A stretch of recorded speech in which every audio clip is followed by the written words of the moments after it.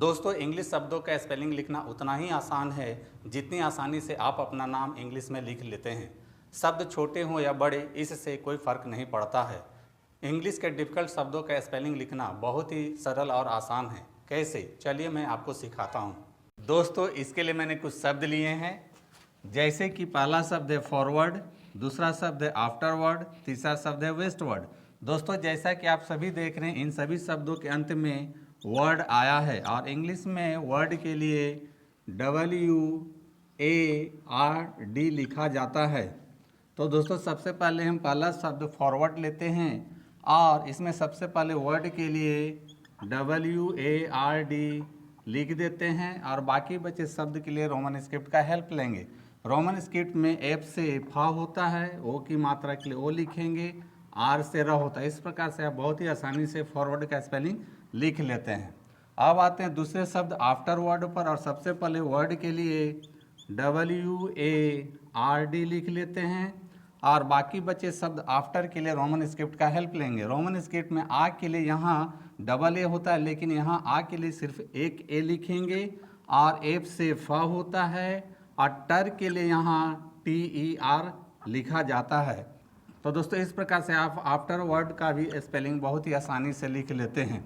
अब आते हैं तीसरे शब्द वेस्टवर्ड पर और सबसे पहले वर्ड के लिए WARD लिख लेते हैं और बाकी बचे शब्द के लिए रोमन स्क्रिप्ट का हेल्प लेंगे। रोमन स्क्रिप्ट में W से व होता है, A की मात्रा के लिए A लिखेंगे, S से सर होता है और T से ट होता है। इस प्रकार से आप वेस्टवर्ड का भी स्पेलिंग आसानी से लिख लेते हैं। तो दोस्तों, यहाँ ध्यान देने वाली बात यह है कि जिन शब्दों के अंत में वर्ड आता है उसके लिए इंग्लिश में WARD लिखा जाता है, या आप कह सकते हैं कि इंग्लिश के जिन शब्दों के अंत में WARD आता है उसको इंग्लिश में वर्ड पढ़ा जाता है। अब आते हैं दूसरे कॉलम में। यहाँ पर भी मैंने कुछ शब्द लिए हैं, जैसे कि पहला शब्द है फूड वाइज, दूसरा शब्द है स्किल वाइज, तीसरा शब्द है नॉर्थ वाइज। दोस्तों, यहाँ भी आप देख रहे हैं कि इन सभी शब्दों के अंत में वाइज आया है और इंग्लिश में वाइज के लिए WISE लिखा जाता है।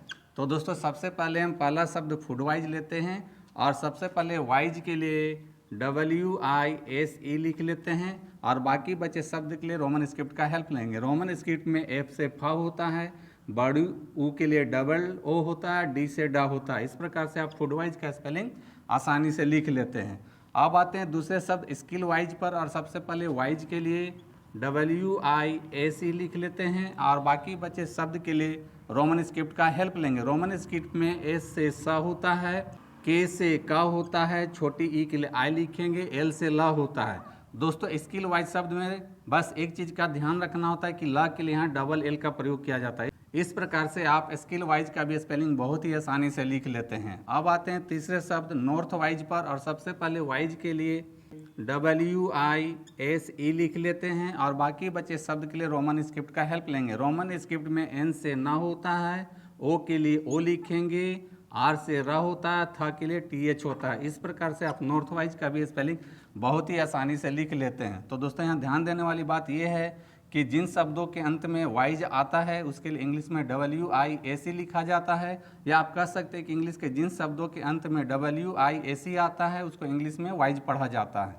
तो दोस्तों, देखा आपने, इंग्लिश स्पेलिंग लिखना है बहुत आसान। तो दोस्तों, यदि आप WARD और WISE से बने शब्दों का स्पेलिंग विस्तार से सीखना और समझना चाहते हैं तो आप मेरे चैनल स्पेलिंग मास्टर में WARD और WISE वाले वीडियोस देख सकते हैं। तो दोस्तों, मेरी टीचिंग पसंद आती है तो मेरे वीडियो को लाइक, कमेंट और शेयर करें तथा मेरे चैनल को फॉलो, सब्सक्राइब जरूर करें। मिलते हैं नेक्स्ट वीडियो में। Thank you. दोस्तों, वीडियो पसंद आए तो इस वीडियो को लाइक करें, शेयर करें और मेरे चैनल को सब्सक्राइब जरूर करें। Thank you.